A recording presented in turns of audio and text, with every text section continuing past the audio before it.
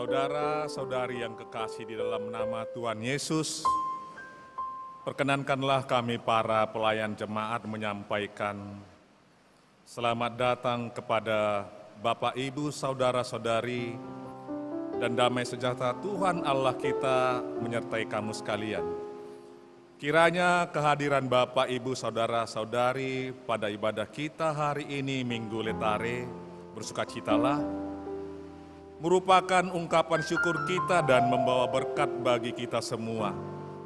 Akhirnya, marilah kita satukan hati dan jiwa kita, memasuki ibadah penyembahan kepada Tuhan. Kita bersaat teduh sejenak.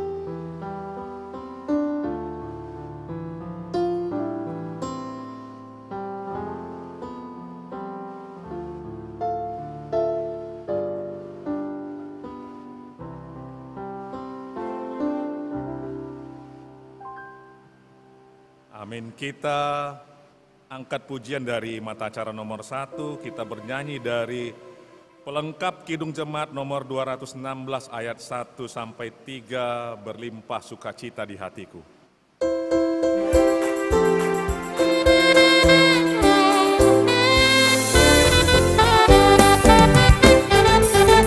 Berlimpah sukacita di hatiku, di hatiku, di hatiku, berlimpah sukacita di hatiku, tetap di hatiku. Aku bersyukur, bersukacita, kasih Tuhan diam di dalamku. Aku bersyukur, bersukacita, kasih Tuhan diam di dalamku.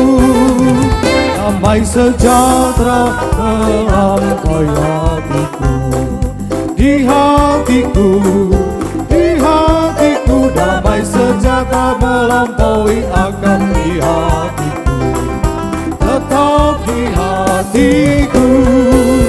Aku bersyukur, bersukacita, kasih Tuhan diam di dalamku. Aku bersyukur, bersukacita, kasih Tuhan diam di dalamku.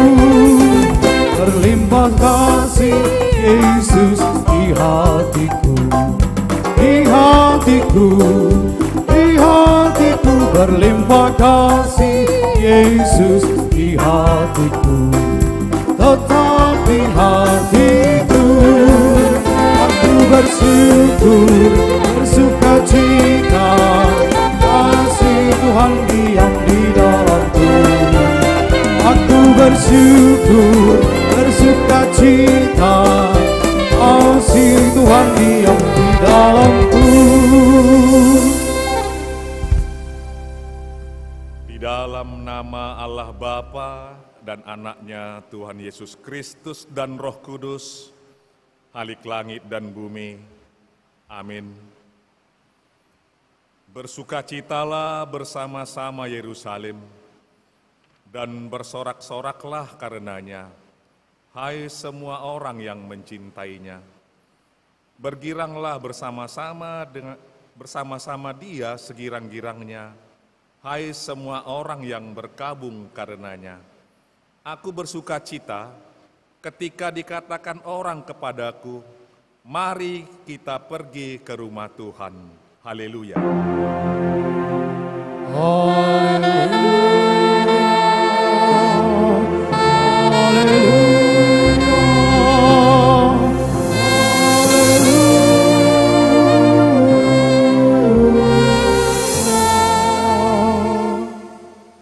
Kita berdoa. Ya Allah Bapa, sumber dari segala sukacita, berikanlah kepada kami sukacita untuk melakukan segala kehendak-Mu. Janganlah biarkan hati dan pikiran kami melekat pada hal-hal yang fana di dunia ini. Anugerahkanlah damai sejahtera dan sukacita kepada kami, supaya kami senantiasa bersyukur atas kasih setia-Mu dalam kehidupan kami. Ajarlah kami untuk mengingat mereka yang mengalami berbagai penderitaan, dan pakailah gerejamu untuk menyatakan kasih-Mu kepada mereka. Sebab anak-Mu sendiri telah menderita dan mati bagi seisi dunia ini, yang menantikan pembebasan sepenuhnya kelak, seturut dengan rencana-Mu yang mulia. Di dalam nama Tuhan Yesus, Juru Selamat kami. Amin.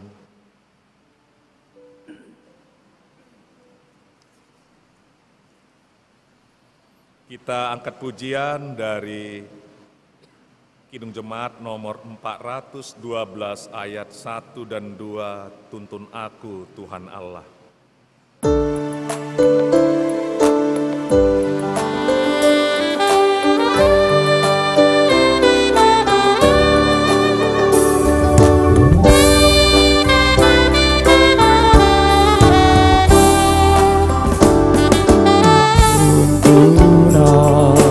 Tuhan Allah lewat gurun dunia, Kau perkasa dan setia, bimbing aku yang lemah.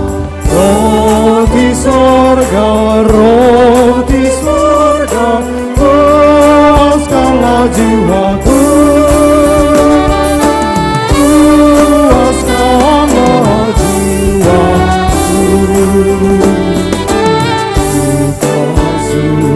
Berair hidup penyembuhan jiwaku, dan berjalanlah di muka dengan tiap awanku. Juru selamat, Kau perisai hidupku.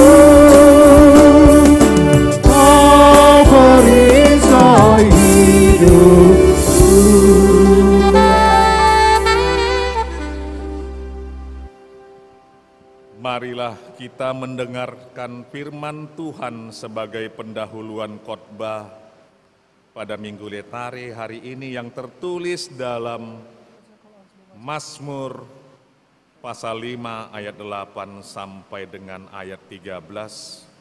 Seperti biasa kita baca secara bergantian. Demikian firman Tuhan. Tetapi aku, berkat kasih setiamu yang besar, aku akan masuk ke dalam rumah-Mu, sujud menyembah ke arah bait-Mu yang kudus dengan takut akan Engkau. Tuhan, tuntunlah aku dalam keadilan-Mu karena seteruku. Ratakanlah jalan-Mu di depanku. Sebab perkataan mereka tidak ada yang jujur, batin mereka penuh kebusukan, kerongkongan mereka seperti kubur ternganga, lidah mereka merayu-rayu. Biarlah mereka menanggung kesalahan mereka, ya Allah. Biarlah mereka jatuh karena rancangannya sendiri. Buanglah mereka karena banyaknya pelanggaran mereka, sebab mereka memberontak terhadap Engkau. Tetapi semua orang yang berlindung padamu akan bersuka cita. Mereka akan bersorak-sorai selama-lamanya, karena Engkau menaungi mereka. Dan karena Engkau akan bersukaria orang-orang yang mengasihi nama-Mu. Engkaulah yang memberkati orang benar, ya Tuhan. Engkau mengajari dia dengan anugerah-Mu seperti perisai. Demikian firman Tuhan. Yang berbahagia ialah mereka yang mendengarkan firman Allah dan yang memeliharanya. Amin.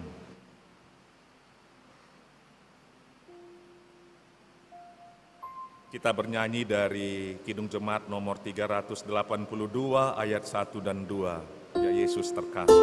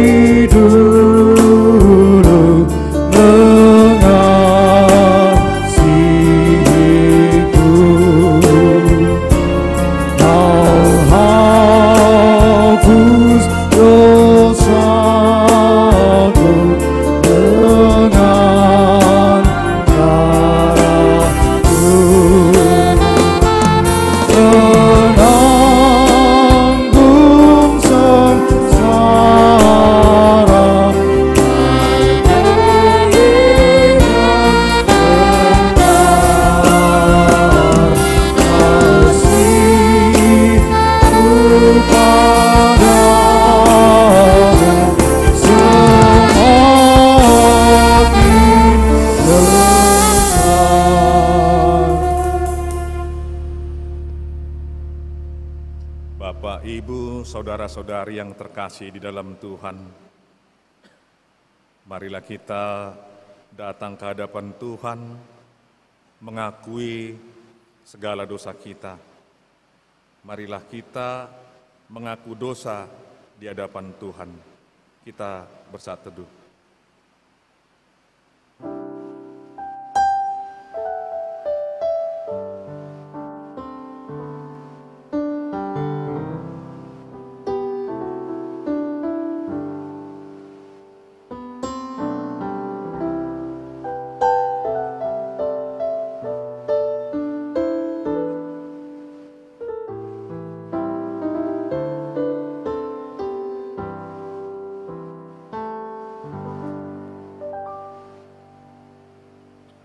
Kita berdoa. Tuhan Yesus Kristus, Anak Tunggal Allah yang Maha Tinggi, kami sujud menyembah di hadapan kaki-Mu yang suci, yang ditembus paku kenistaan karena dosa kejahatan kami. Kiranya Engkau tidak menganggap jijik keadaan kami yang dilumuri noda kejahatan dan pengkhianatan. Engkau bersihkan dan sucikanlah kami di dalam darah kasih-Mu, supaya kami bertahan sampai akhir. Taklukkanlah hati kami ke dalam penyesalan dan pertobatan, supaya buah hidup kami menjadi persembahan yang harum di hadapan-Mu, supaya daya perbuatan kami menyatakan keadilan kasih setia-Mu, yang tidak akan surut dari semua orang yang mengasihi dan melakukan perintah-Mu. Kuatkanlah hati dan iman kami, supaya jadi semakin kuat mendekatkan diri padamu, dan jangan biarkan kami jatuh kembali ke dalam dosa kelemahan kami, tetapi tuntun dan peliharalah selalu, supaya kami tetap berjalan pada jalan-Mu yang benar dan suci itu. Amin. Janji Tuhan tentang pengampunan dosa, kita mempunyai imam besar yang demikian, yang duduk di sebelah kanan tahta yang maha besar di sorga. Karena itu ia sanggup juga menyelamatkan dengan sempurna semua orang yang oleh Dia datang kepada Allah, sebab ia hidup senantiasa untuk menjadi pengantara mereka. Segala kemuliaan bagi Allah di tempat yang maha tinggi. Amin.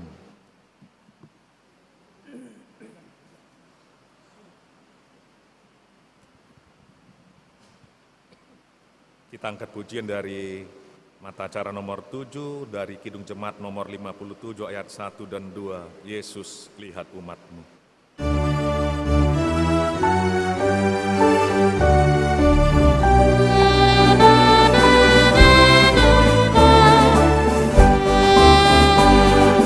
Yesus, lihat umat-Mu yang mendamba, Kau berfirman, arahkan padamu hati dan seluruh indera. Hingga kami yang di dunia Kau dekatkan pada surga. Tanpa cahaya Roh Kudus kami dalam kegelapan, biar oleh sabda-Mu akal budi Kau cerahkan. Hingga Tuhan kuasai karya dan ucapan. Amin.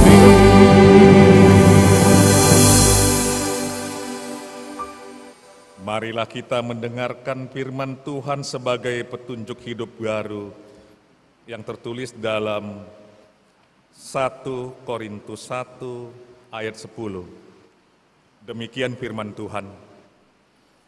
Tetapi aku menasihatkan kamu, saudara-saudara, demi nama Tuhan kita Yesus Kristus, supaya kamu seia sekata, dan jangan ada perpecahan di antara kamu, tetapi sebaliknya supaya kamu erat bersatu dan sehati sepikir.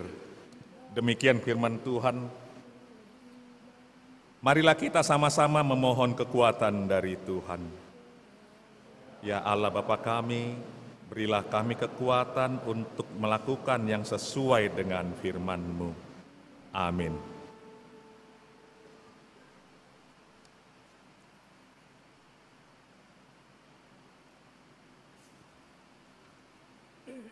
Kita bernyanyi dari pelengkap Kidung Jemaat nomor 209 ayat 1 dan 2, Kasih Setiamu.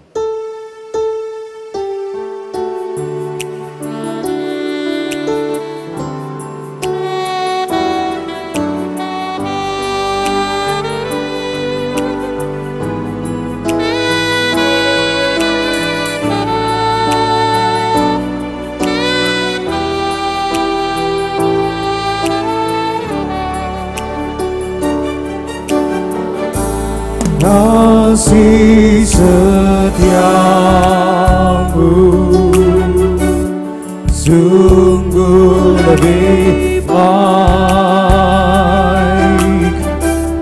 lebih berharga dari hidupku. Maka bibirku menyanyikan Engkau, kasih setiamu sungguh lebih baik, seumur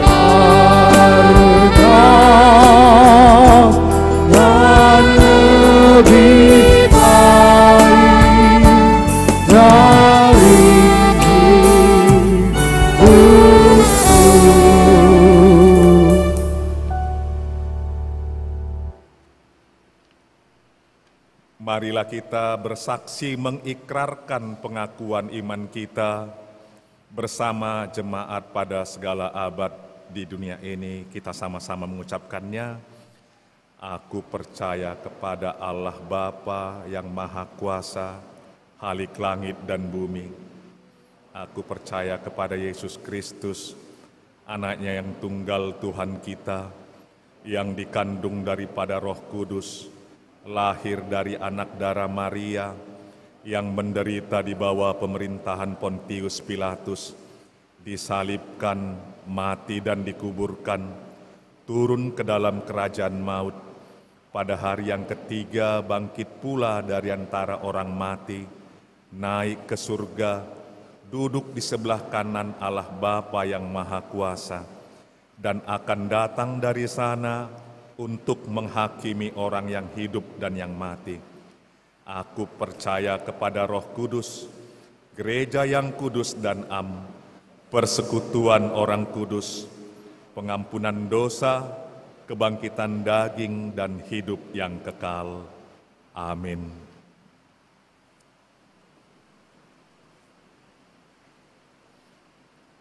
Kita sambut firman Tuhan, kita bernyanyi dari Kidung Jemaat nomor 397 ayat 1, 2, tambah 4. Terpuji Engkau Allah Maha Besar.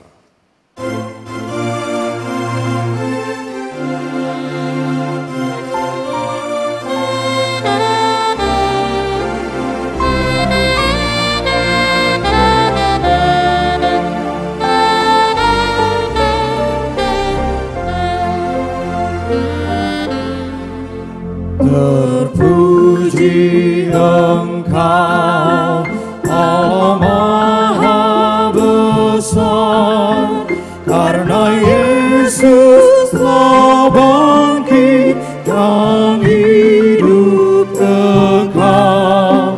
Haleluya, puji Tuhan. Haleluya, amin. Jiwa kami Kau jadikan kekal abadi. Terpuji Engkau yang telah memberi Juru Selamat manusia terang ilahi. Haleluya, puji Tuhan. Haleluya, amin. Jiwa kami Kau jadikan sekarang abadi. Berilah kasih abadi-Mu, jiwa kami penuhi dengan api-Mu. Haleluya, puji Tuhan. Haleluya, amin. Jiwa kami Kau jadikan segar abadi.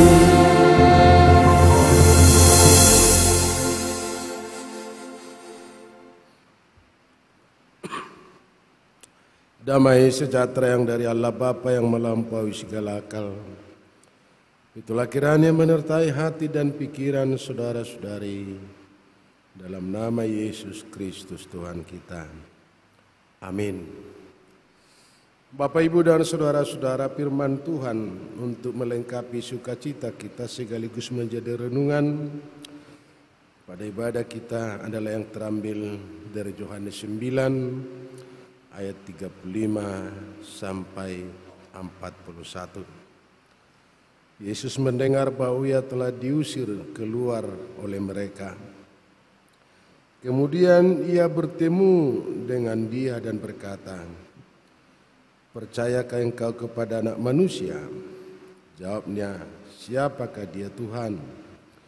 Supaya aku percaya kepadanya." Kata Yesus kepadanya, "Engkau bukan saja melihat dia, tetapi dia yang sedang berkata-kata dengan engkau. Dialah itu." Katanya, "Aku percaya Tuhan." Lalu ia sujud menyembahnya. Kata Yesus, "Aku datang ke dalam dunia untuk menghakimi supaya barang siapa yang tidak melihat dapat melihat, dan supaya barang siapa yang dapat melihat menjadi buta." Kata-kata itu didengar oleh beberapa orang Farisi yang berada di situ, dan mereka berkata kepadanya, "Apakah itu berarti bahwa kami juga buta?" Jawab Yesus kepada mereka, "Sekiranya kamu buta, kamu tidak berdosa. Tetapi karena kamu berkata, 'Kami melihat,' maka tetaplah dosamu." Demikian Bapak, Ibu, dan saudara-saudara yang dikasihi oleh Tuhan. Konteks ini berbicara tentang penyembuhan seorang buta yang dilakukan oleh Tuhan sendiri. Tapi sebelum kita berbicara tentang tanda mujizat yang dilakukan Tuhan, kita bisa melihat dulu latar belakang pengertian konsep penderitaan, sakit, penyakit, atau kesusahan menurut Perjanjian Lama. Kalau Perjanjian Lama berbicara tentang penderitaan, berarti dia sudah melakukan pelanggaran atau dosa atau segala sesuatu yang bertentangan dengan kehendak Tuhan, sehingga dia mengalami penderitaan. kesusahan atau sakit penyakit. Jelas, menurut perjanjian lama itu diakibatkan karena yang bersangkutan telah melakukan dosa. Sekalipun ada bantahan tentang itu, Ayub adalah orang yang saleh pada zamannya. Orang yang setia, bahkan setiap saat, setiap pagi, dia melakukan persembahan. Mana tahu anak-anaknya melakukan perbuatan dosa. Maka tiap pagi dia selalu melakukan persembahan. Dengan catatan tadi, sekiranya andai kata mana tahu anak-anaknya melakukan dosa. Tapi sekalipun dia orang saleh, orang taat, kita bisa melihat bagaimana pergumulan daripada Ayub. Dia adalah orang kaya pada zamannya. Bahkan dikatakan konglomerat pada zamannya. Tapi seketika terlalu banyak pergumulan yang dialami oleh Ayub. Dia mengalami penderitaan secara ekonomi. Segala sesuatunya, harta bendanya, dan ternaknya, perkebunan atau pertanian, habis, hangus seketika. Bahkan anak-anaknya pun meninggal. Secara sosial dia harus tersingkir. Dan dia tidak boleh dan tidak diperkenankan tinggal dalam masyarakat tertentu. Dia harus diusir. Dan jikalau ada orang bertemu dengan dia, dia selalu mengatakan, saya adalah orang yang najis. Karena penyakit yang dialaminya. Ada sahabat-sahabatnya pada waktu itu, Bildad, Jopar, dan Elihu. Karena konsep tadi, walaupun dia orang yang saleh, tapi sahabat-sahabatnya yang semestinya memberikan semangat supaya dia tetap segar, tetap tegar walaupun masa sukar, tapi justru datang menghakimi. Apakah engkau masih tetap setia kepada Tuhanmu? Dan istrinya yang semestinya hadir sebagai penolong, tapi justru perongrong. Sama seperti perkataan sahabat-sahabat daripada Ayub. Apakah kamu masih tetap setia? Kutukilah hari-harimu dan kutukilah Tuhan. Tapi jawaban yang luar biasa, Ayub berbicara, dan kita tahu dalam Ayub 12 ayat 13. Allah lah hikmat dan Allah lah kekuatan dan Allah lah sumber segala pengetahuan, pertimbangan. Dia tidak membela dirinya, tapi penderitaan itu diserahkan kepada Tuhan. Ada beberapa konsep tentang penderitaan latar belakang Bapak Ibu dan saudara-saudara. Secara alamiah kita juga harus menderita. Dalam 2 Korintus 4 ayat 16. Kalau kita semakin tua, semakin banyak penderitaan. Dan Paulus berbicara tentang itu. Proses alamiah secara konkret. Segala sesuatunya, umur kita nantinya sudah tua. Bukan semakin tenang, bukan semakin senang. Tapi segala sesuatunya menurun. Pendengaran semakin berkurang. Penglihatan semakin berkurang. Dan telinga juga daya fungsi semakin berkurang. Dan tulang-tulang juga akan semakin rapuh. Sekalipun dia berkata hal-hal lahiriah akan semakin berkurang, tapi yang menyangkut batinia, iman dan kepercayaan kita akan semakin bertumbuh dan semakin dewasa. Dan begitu banyak penderitaan yang harus dialami secara alamiah. Dan biasanya orang tua bisa melihat kenyataan itu. Dan kalaupun ada orang yang mengatakan, Eda, tulang lay semakin muda. Tidak ada proses semakin muda. Apapun dia pakai supaya awet muda. Tapi begitu kita dilahirkan, proses ketuaan sudah semakin nyata. Bapak, Ibu, dan saudara-saudara, dari berbagai konsep penderitaan penyakit tadi, dan kita bisa melihat ada proses sebab akibat. Jikalau kita melakukan seperti ini, kemungkinan hasilnya tidak seperti yang kita harapkan. Dan ada proses alamiah sudah kita dengar bersama, dan kita tahu jelas tentang penderitaan itu akan semakin nyata dalam kehidupan kita. Dan konsep perjanjian lama, jikalau ada seorang yang menderita, lalu itu akan dipertanyakan, siapakah yang salah? Bapaknya kah atau anaknya?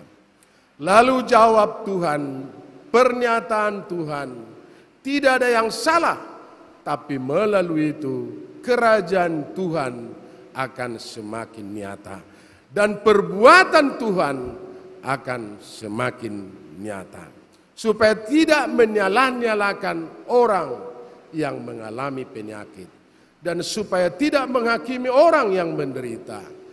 Tapi jawaban Tuhan tadi, tidak ada yang salah, bukan bapaknya dan bukan anaknya atau bukan yang bersangkutan, tapi melalui ciptaan Tuhan, kemuliaan Tuhan, kerajaan Tuhan akan semakin nyata dalam kehidupan kita.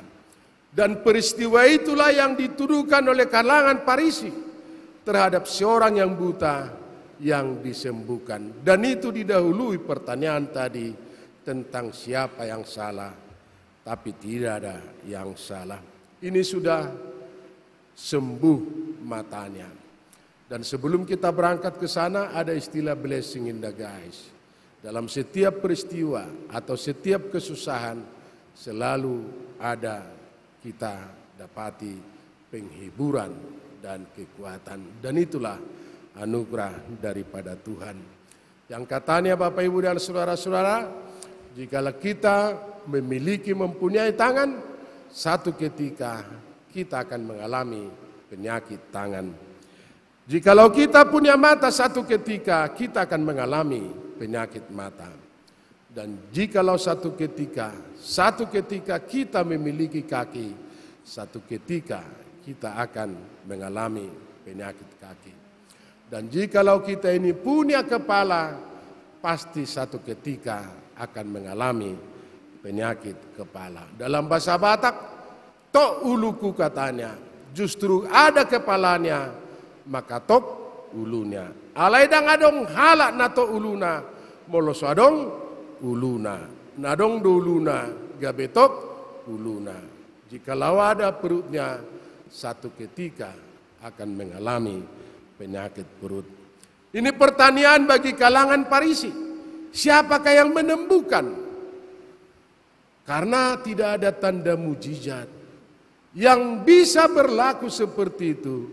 Karena penyakit yang dialaminya dari kandungan, sejak dia lahir, dia sudah buta permanen. Dan katanya kepercayaan mereka, kalaupun itu disembuhkan, ada kekuatan yang luar biasa, dan pernyataan ayat sebelumnya pasti dari Allah. Lalu yang buta tadi pun dipertanyakan, saya tidak tahu Bapak Ibu dan saudara-saudara. Dan perkataan itu juga dilontarkan kepada orang Farisi. Tapi karena orang Farisi, kita tahu menurut kesaksian Alkitab, selalu mencela perbuatan Tuhan dan selalu mencari-cari kesalahan yang dilakukan Tuhan, termasuk penyembuhan pada hari-hari Sabat. Padahal Sabat adalah jantung kehidupan umat Israel, tapi terlalu banyak tanda mujizat yang dilakukan oleh Tuhan pada hari Sabat. Sedemikian ketatnya Farisi memberlakukan hukum Taurat, maka harga manusia pada kala itu tidak lebih berharga manusia daripada domba, kambing atau lembu. Dan itu kita tahu perkataan Tuhan kepada mereka, karena mereka mencela tanda mujizat yang dilakukan Tuhan. Dan Tuhan berkata, apakah jikalau lembumu masuk jurang, apakah kamu tidak menolongnya? Tapi karena hukum Taurat yang mereka berlakukan secara kaku, maka celah-celah tertentu selalu dituduhkan kepada Tuhan. Padahal misi daripada Tuhan memanusiakan manusia, menjadi manusia, mengangkat harkat martabat daripada setiap pribadi. Dan kita berbicara tentang tanda-tanda mujizat Bapak Ibu dan saudara-saudara. Kami tidak membentengi diri kami dan kami tidak membela diri kami. Hampir semua pendeta-pendeta yang berbau Protestan belum pernah bisa melakukan tanda mujizat. Sekalipun ada gereja-gereja tertentu, hadiri dan doakanlah kuasa penyembuhan ilahi. Yang buta bisa melihat, yang lumpuh bisa berjalan, yang tuli bisa mendengar. Tapi kami gereja-gereja Protestan atau pendeta-pendeta Protestan, karunia-karunia yang berbeda, talenta-talenta yang berbeda.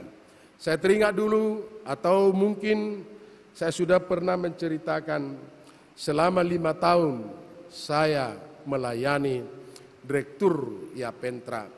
Dan pasti Bapak Ibu saudara-saudara tahu tentang Yapentra, Yayasan Pendidikan Tunanetra yang ada di Tanjung Merawa, Lubuk Pakam. Dan di sana semua adalah orang buta. Tidak ada yang bisa melihat di sana. Arus listrik tidak ada gunanya.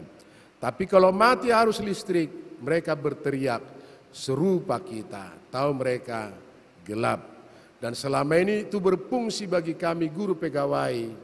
Kalau ada arus, ada listrik atau lampu, itulah yang membedakan mereka dengan kami. Kadang dari sana berjalan, ada dari sini berjalan, ketemu di tengah-tengah, lalu mereka masih toboman, saling bertabrak. Yang satu ngomong, lihatlah jalan katanya. Kau pun lihatlah jalan katanya. Walaupun mereka tidak bisa melihat jalan. Akhirnya mereka sama-sama ketawa. Yang mau saya katakan kepada kita Bapak Ibu dan saudara-saudara, dari setiap tanda-tanda mujizat atau pendeta-pendeta yang bertaraf internasional, termasuk Benny Hill, termasuk Yang Ren yang dari Amerika, yang terakhir pendeta Repren dibuat di situ, Yosafat, ada kuasa penyembuhan ilahi. Kuasa penyembuhan ilahi waktu itu di lapangan Polonia sebelum Sondo.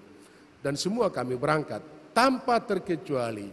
Mana tahu pada waktu ini anak-anak tunanetra matanya bisa tertolong atau semakin melek dan semakin cilik. Tapi kami pulang Bapak Ibu dan saudara-saudara, tak satu pun matanya yang bisa terbuka atau matanya bisa melihat. Lalu yang terakhir ada beberapa pendeta yang datang ke situ. Lalu saya bilang, Pak Pendeta, saya juga pendeta. Tolong Bapak doakan bukan lagi tanda mujizat bagi kami, tapi tanda mujizat yang luar biasa bagi kami. Jikalau kami berdamai dengan keadaan kami. Kami tidak lagi menggerutu atau bersungut-sungut. Dan tidak membanding-bandingkan dengan ciptaan lainnya. Atau manusia atau insan lainnya. Kenapa orang sana bisa melihat, tapi kami tidak bisa melihat. Tanda mujizat yang luar biasa. Kami memaklumi, kami sadar, kami bisa mengerti bahwa kami tidak lagi bisa melihat. Itulah tanda mujizat yang luar biasa. Nah, pertanyaan Bapak Ibu dan saudara-saudara, apakah semua yang buta disembuhkan oleh Tuhan? Saya kira tidak semua. Apakah semua yang lumpuh disembuhkan Tuhan? Tidak. Dan apakah semua yang tuli disembuhkan Tuhan? Tidak. Dan apakah semua yang lapar diberikan Tuhan makan? Jawabannya pasti tidak. Kenapa saya mengatakan seperti itu? Karena tanda mujizat yang luar biasa Bapak Ibu dan saudara-saudara, bukan keajaiban-keajaiban tertentu, tapi tanda mujizat yang luar biasa yang diberikan Tuhan kepada kita. Tuhan telah menjadi manusia dan manusia telah menjadi anak-anak Allah. Itulah tanda mujizat yang luar biasa. Kita dalam dunia menjalani proses ke depan, pergumulan selalu ada, penderitaan selalu ada. Tapi Tuhan berjanji, aku akan menyertai kamu sampai akhir zaman. Dan cerita ini ada rasa cemburu bagi orang-orang Farisi, karena ada kekuatan saingan tertentu yang menghantam posisi orang Yahudi Farisi pada waktu itu. Siapa? Lalu dia bersaksi, saya tidak tahu. Tapi pengetahuan mereka, Bapak Ibu dan saudara-saudara, ada kekuatan yang luar biasa, ada kewenangan yang luar biasa, dan kekuatan yang luar biasa, tanda mujizat yang luar biasa dalam soal penyembuhan orang buta. Itu adalah dari Allah sendiri. Lalu dia terusir, lalu Tuhan menjumpai dia. Bapak Ibu dan saudara-saudara, pertanyaan daripada Tuhan, apakah kamu percaya? Jikalau pertanyaan ini ditujukan kepada kita dalam situasi sekarang dan pada hari ini, apakah jawaban kita? Yang pertama-tama mungkin, apakah kamu bertanya? Lalu dijawabnya, apakah kamu yakin? Lalu kita akan jawab, apakah kamu bertanya-tanya? Karena semua sekarang penuh dengan canda-candaan.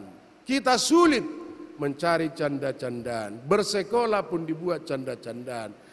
Dan soal kematian pun sekarang sudah dengan canda-candaan. Minta tolong, ditolong pun kita buat, kita kemas, kita desain menjadi satu candaan. Nah, pertanyaan Bapak Ibu dan saudara-saudara, penyakit apakah yang luar biasa? Penyakit apakah yang paling berbahaya di dunia ini? Ada orang mengatakan sakit gigi, karena sakit gigi itu mengganggu saraf.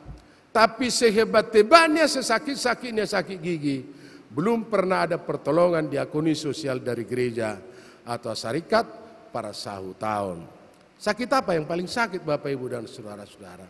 Ada orang mengatakan penyakit yang paling sakit, penderitaan yang paling menderita, jikalau tidak ada lagi kawan kita. Dan pada masa-masa tertentu, katanya COVID yang paling berbahaya. Sehingga suami istri pun gak bisa berdampingan. Satu tidur di atas dan satu tidur di bawah. Oleh-oleh pun mesti diseleksi dan semuanya harus negatif. Tapi masih banyak orang berterima kasih karena COVID, Corona. Karena ada bantuan daripada pemerintah. Lalu diberikanlah itu kepada kakek-kakek atau nenek-nenek. Dia tidak mengerti dan tidak memahami. Lalu dipertanyakan, dari mana ini bantuan? Lalu datang yang memberikan itu dari si Corona katanya. Lalu kakek tadi, nenek tadi, terima kasihlah sama si Corona. Titip salamlah, doa kami panjang-panjanglah umurnya katanya. Karena masih banyak mengatakan terima kasih kepada si Corona. Tapi ada Johannes Calvin berbicara, penyakit apa yang paling berbahaya? Katanya, penyakit yang paling berbahaya adalah penyakit mata yang ditutupi oleh kesombongan. Dan ada juga yang mengatakan penyakit mulut yang ditutupi dengan kesombongan. Dan ada yang mengatakan telinga yang ditutupi oleh kesombongan. Dan itulah pertanyaan pada orang Farisi. Karena Tuhan berbicara soal pemilahan. Di antara benar walaupun itu dosa. Tapi masih jauh lebih gampang diampuni orang bodoh daripada orang bebal. Bapak Ibu dan saudara-saudara, apakah kami termasuk di situ? Kata Tuhan, jikalau kamu punya mata, tetaplah dosamu dan kamu akan menjadi buta. Tapi jikalau kamu buta, terbukalah matamu dan dosamu diampuni. Karena apa Bapak Ibu dan saudara-saudara? Karena orang Farisi selalu bangga akan aturan-aturan tertentu. Dan orang Farisi terlalu pongah akan posisi mereka. Tapi kepongahan, kesombongan, keangkuhan, itulah menutup berkat. Itulah menutup pengampunan. Dan itulah menutup kasih karunia. Saudara-saudara yang dikasih oleh Tuhan, apakah kamu percaya? Lalu orang buta, saya percaya. Kadangkala tidak ada bedanya dan mungkin berlawanan dengan situasi konteks yang kita alami.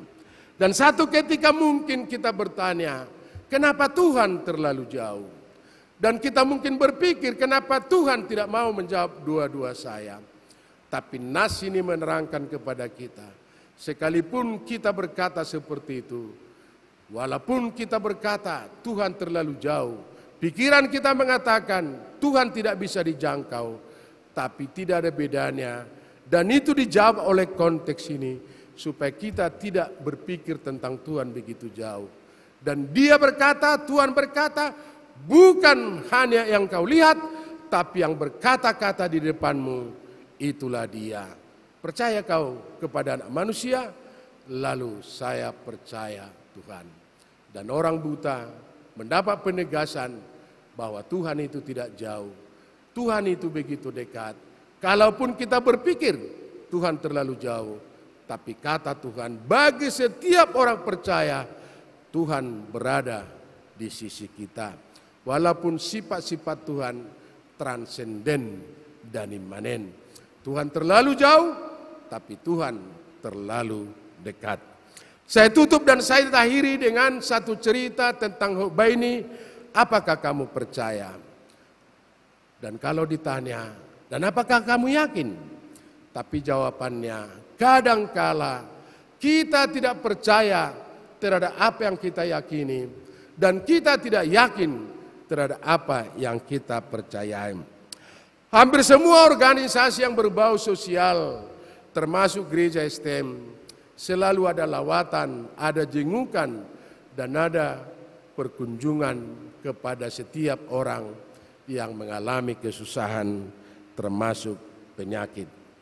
Dan mungkin Bapak Ibu dan saudara-saudara, tak satupun organisasi yang meninggalkan itu. Itu buktinya kesehatan, kesepikiran, sependeritaan senasib dan sepenanggungan di antara organisasi tertentu, termasuk GKP Pamen. Tak satupun gereja yang meninggalkan itu. Dan itu sudah menjadi rumusan formula ketentuan dari satu organisasi. Setiap orang yang sakit, di rumah sakit dimanapun, harus dikunjungi dan memberi semacam sumbangan. Dan kadangkala orang Kristen kalau kita bersimpati, asirohate katanya, kasihan kita ya melihat dia ya, gimana lah ya. Tapi kalau kita buat satu ketentuan, ya kita kumpullah dana untuk menolong. Ya itulah kau terus kayak gitu kau. Gak kau lihat penderitaanku. Aku pun susahnya. Tapi kasihan tetap merasa kasihan. Tapi iman tanpa perbuatan itu sama sekali nol. Lalu datanglah kumpulan yang mengunjungi penyakit tadi. Orang yang mengalami penyakit. Lalu dibuatlah kata-kata penghiburan. Biasanya kata-kata penghiburan kan terlalu gampang. Pasahat dalam mutu jahuba. Asaibana patureturehon. Kalaupun memang, jikalau dibandingkan manakah lebih dekat hubungan manusia dengan Tuhan pada masa kesusahan atau masa waktu-waktu sukacita. Jawabannya, dalam setiap pergumulan kita selalu melibatkan campur tangan Tuhan dalam kehidupan kita. Bahkan penderitaan tertentu sama seperti nyanyian. Waktu mereka tidak memiliki apa-apa, lalu nyanyian mereka bernyanyi, kita makan sepiring bersama dan kita tidur setikar berdua. Tetapi ekonomi semakin baik, lalu digantilah nyanyian, entah di mana kini kau berada. Bapak Ibu dan saudara-saudara, kata-kata penghiburan dan diakhirilah dengan doa. Doa tadi sungguh luar biasa Bapak Ibu dan saudara-saudara. Dalam doa tadi selalu merujuk kuasa Tuhan. Begitu banyak tanda-tanda mujizat yang kau lakukan Tuhan. Dan tidak ada yang mustahil bagimu. Sedangkan yang mati bisa kau hidupkan kembali. Apalagi penyakit eda kami ini. Tidak ada yang mustahil bagimu. Lalu ditutuplah doa tadi dengan amin. Terjadi salaman, pertanda pamitan. Tapi begitu melangkah di pintu, apa yang terjadi Bapak Ibu dan saudara-saudara? Lalu dia yang berdoa, dia yang memulai omongan, gak yakin aku sembuh penyakit Eda itu katanya. Padahal tanda mujizat tadi luar biasa, sedangkan yang mati bisa kau hidupkan kembali. Dia yang berdoa, tapi dia yang tidak percayakan doanya. Kita yakin terhadap apa yang kita percayai, dan kita percaya terhadap apa yang kita yakinin. Dan sesuai minggu kita bersuka cita karena kita percaya kehadiran Tuhan di mana-mana, bukan hanya di gereja, di sekolah, bukan hanya di kampus atau di ladang atau di kota, tapi Tuhan hadir dalam setiap pergumulan kita. Dan janji Tuhan, aku akan menyertai kamu sampai akhir zaman. Tidak ada alasan kita untuk tidak bersuka cita, karena Tuhan telah hadir, menolong, menyelamatkan kita, merubah nasib kita. Dan tanda mujizat yang luar biasa, Allah menjadi manusia dan kita menjadi anak-anak Allah, pewaris tata kerajaan yang abadi kekal selama-lamanya. Kita berdoa. Bapa di sorga, terima kasih Tuhan, kami bersuka cita karena kami percaya, dan itulah tanda-tanda bahwa Tuhan hadir dalam kehidupan kami setiap saat, dalam pergumulan kesusahan maupun dalam suasana sukacita. Ingatkan kami Tuhan, kalaupun kami sering berpikir bahwa Tuhan terlalu jauh untuk kami temui, untuk kami jumpai, dan untuk hadir dalam setiap pendampingan hidup kami. Tapi melalui firman yang sudah kami dengar, bukan hanya berkata-kata, tapi sekaligus Tuhan menawarkan keselamatan yang kekal dan abadi, merubah hidup kami dari hidup neraka menjadi hidup surgawi. Terima kasih Tuhan buat kasih anugerah berkat Tuhan yang selalu hadir dalam kehidupan kami. Dan terima kasih buat persekutuan ini. Biarlah persekutuan ini semakin menyala-nyala untuk bersuka cita karena kami percaya. Dan malam ini juga kami serahkan segala kehidupan kami. Biarlah malam ini menjadi malam peristirahatan yang dapat membawa ketenangan jiwa. Besok Tuhan bangunkan kami kembali dalam menjejaki gairah hidup yang lebih sempurna dan meraih hidup yang lebih komplit. Terima kasih Tuhan, kami berdoa dan mengucap syukur dalam Yesus Kristus Tuhan, Juru Selamat kami yang hidup. Amin. Kita bernyanyi.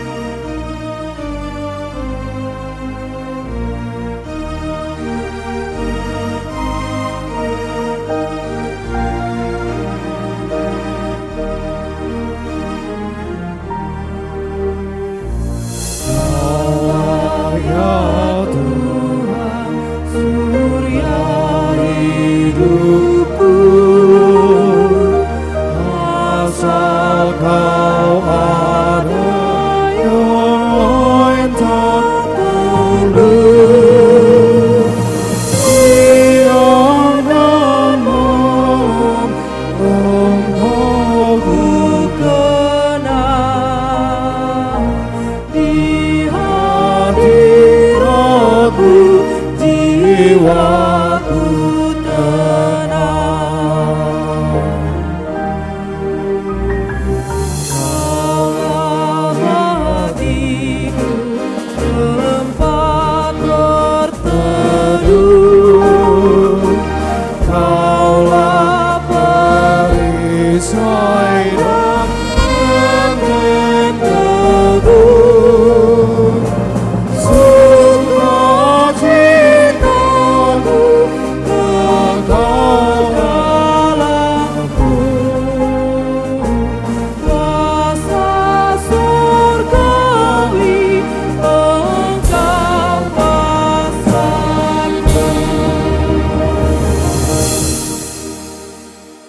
Tuhan mempersiapkan hati dan pikiran kita untuk memberikan persembahan kita sekaligus mengucap syukur dari 2 Korintus 9 ayat 6 dan 7. Camkanlah ini, orang menabur sedikit akan menuai sedikit juga, dan orang yang menabur banyak akan menuai banyak juga.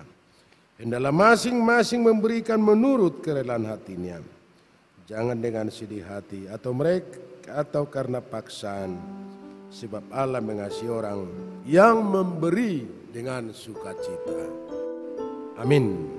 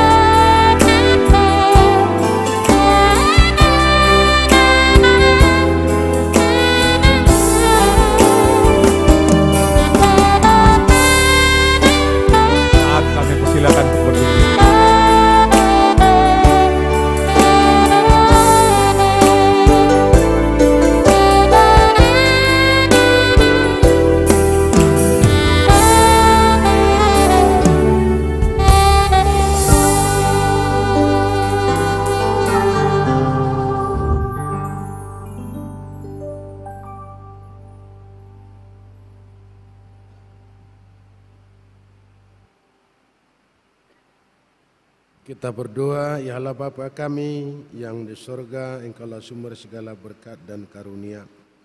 Di sini kami memberikan persembahan syukur kami kepadamu. Terimalah persembahan umat-Mu dan berkatilah menjadi alat kesaksian persekutuan dan pelayanan jemaat-Mu ini. Jadikanlah hidup kami persembahan yang berkenan kepadamu, dan pakailah hidup kami untuk turut menghadirkan tanda-tanda kerajaan-Mu di seluruh dunia ini. Kasih keadilan dan damai sejahtera, sukacita. Bukalah hati kami oleh Roh Kudus-Mu, agar kami senantiasa mengucapkan syukur kepadamu. Dalam nama Yesus Kristus Tuhan kami. Amin. Persembahanku dalam rumah Tuhan, dengan rela hatimu janganlah jauh. Bawa persembahanku, bawa dengan suka. Bawa persembahanmu, tanda sukacitamu. Bawa persembahanmu, ucaplah syukur. Persembahan diriku untuk Tuhan Tuhan, agar kerajaan-Nya makin nyata. Damai dan sejahtera diberikan Tuhan. Bawa persembahanmu, tanda sukacitamu. Bawa persembahanmu, ucaplah syukur.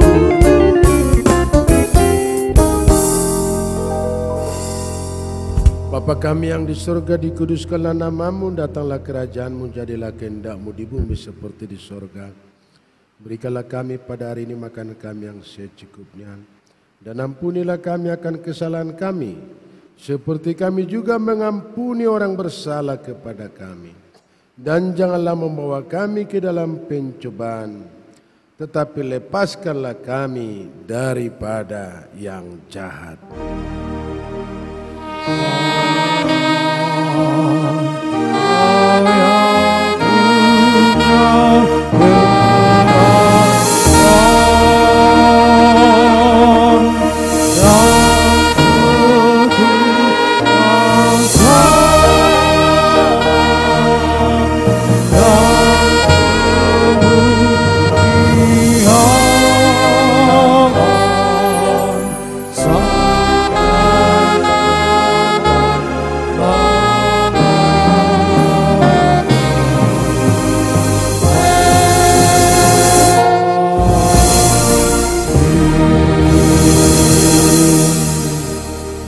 Terimalah berkat dari Tuhan dan pulanglah dengan damai. Tuhan memberkati dan melindungi saudara. Tuhan menyinari saudara dengan wajah-Nya dan memberi saudara kasih karunia. Tuhan menghadapkan wajah-Nya kepadamu dan memberi engkau damai sejahtera.